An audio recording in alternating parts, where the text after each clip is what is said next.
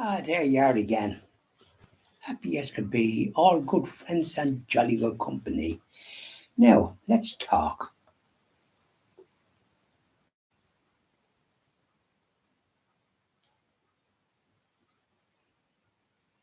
Daffodils.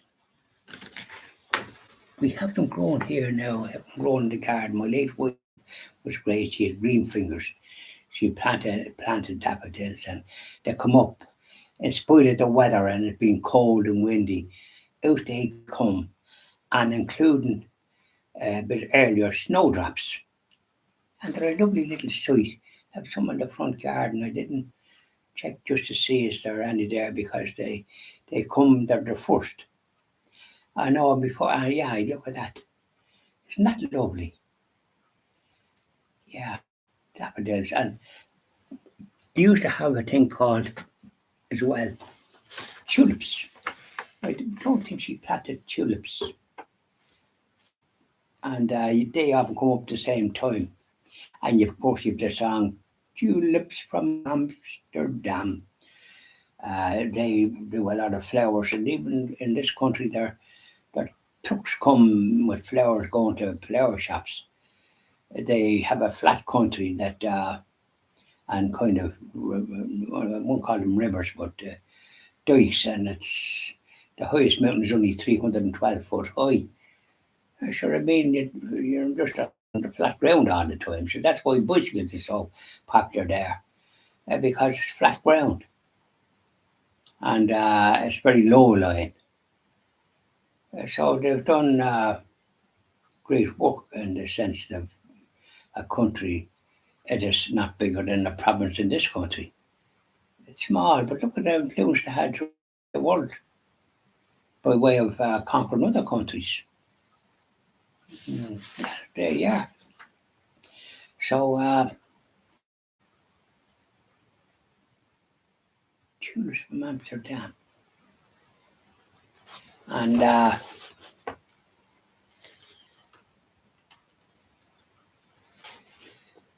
so it's lovely to see it. And, have you, in your, wherever you are in this country, is the daffodils and tulips, and then later on, there's there's other little ones come, and there's primroses that grow on the side. That nobody plants them to go under you as you're going along.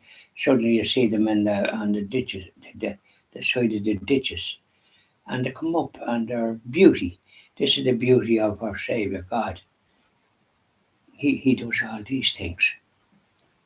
So this is why we're blessed to have these flowers. And perhaps I know that the red ones in the United States are lovely in the fall, as they call it, the autumn, and to see the colours and the beauty and that nature and all the rest of it. And I know there's other parts where there's a bit of a desert and that type of thing. That can't be good.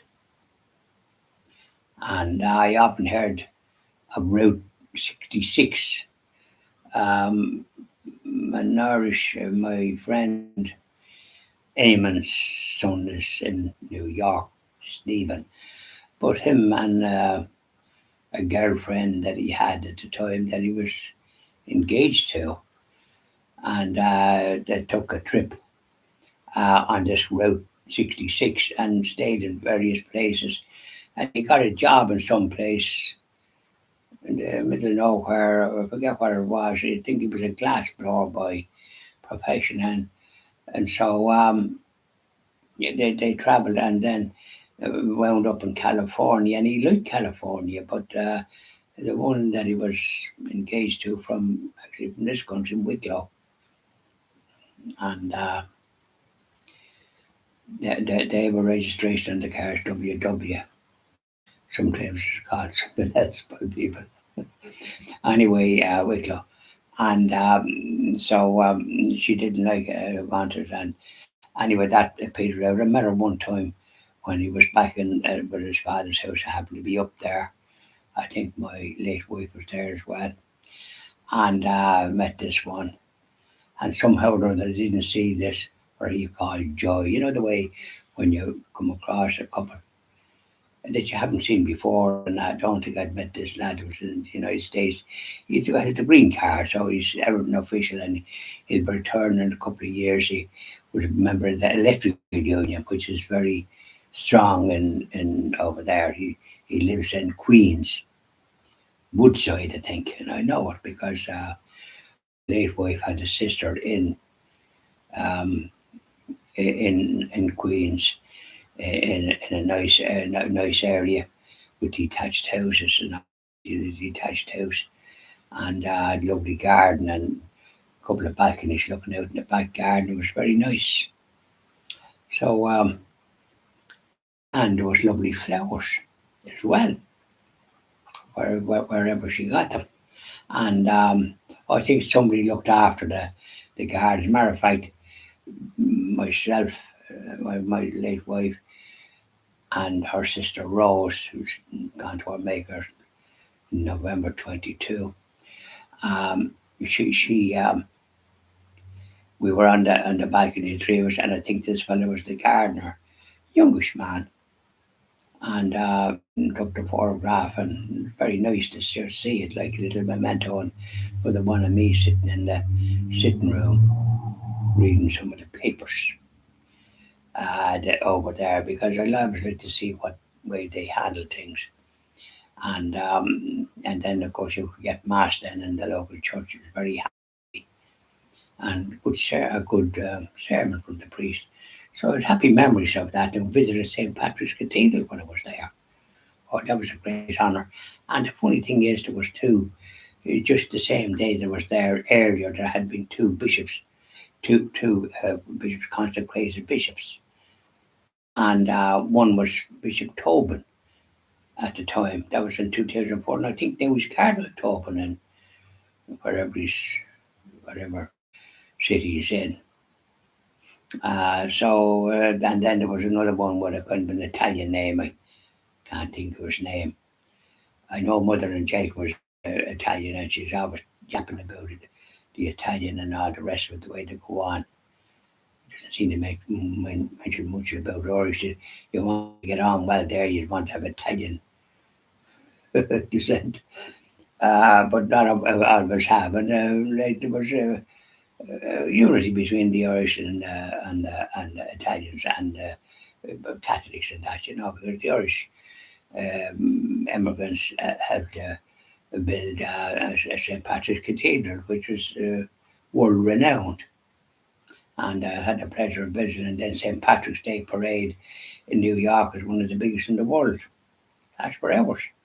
Police and all at it. And then the Cardinal reviews it when they're past the cathedral and that. So it's a great honour, and a lot of people that's not Irish become Irish for the day. Everything is green. So it's great influence for a little country like this. We never conquered anybody. Too busy fighting each other. And there was a film I think made about Irish and Italians, gangs of New York. I think it was exaggerated. Get on well. I think one of my late wife's sisters or their children, one is married a girl from Italian, and they're sure as happy.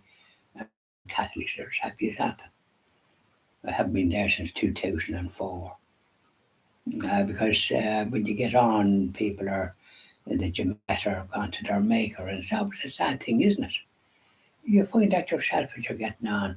When you're young, you don't, well, you know that if you're all going well and you're not getting a car accident or something, that you'll be reach ripe old age and have the bit of wisdom that goes with it. So there you are, tulips from Amsterdam, but no daffodils is what I'm after showing you. And then daisies come up later on, and buttercups. I'd be talking about them and the primroses on the side of the thing, and I'll whip one off and I'll show it to you. We have a couple out in the garden as well. So whenever I'm cutting the grass with the right on mower, and then I do the side then with the push mower, not the push, it's petrol, and But what I avoid them like the plague. I don't touch them. They're valuable. It's love to see them, and they're that for a month or two. So flowers are lovely, aren't they? There's something about them that brings joy, isn't there? You find that nature, when you look at it properly and see what God has created, something for the humans to use and not to misuse. Use. So this is the great gift of the flowers. So have a good evening now. I hope I didn't go on too much about flowers. What's this? The flowers of May. Hmm. Right. Enjoy the rest of your evening and have a little bit of a chat wherever you are if there's somebody knocking about. Ask them how was tricks or something like that. How did you get on? Uh, Sherry or whatever way you call the loved one. How did you get on with their darling? Me little love. Tell us all about it. And I said, I hope she's proud of you. What's he up to? I was this is the way to go on and have a conversation. Yeah. And turn off the old television. Don't spend your time looking at that old rubbish. Disturb you. You'll have nightmares. Listen to the bad news. You want a bit of positive news. Bye now, and we'll do the rest of your evening. Do.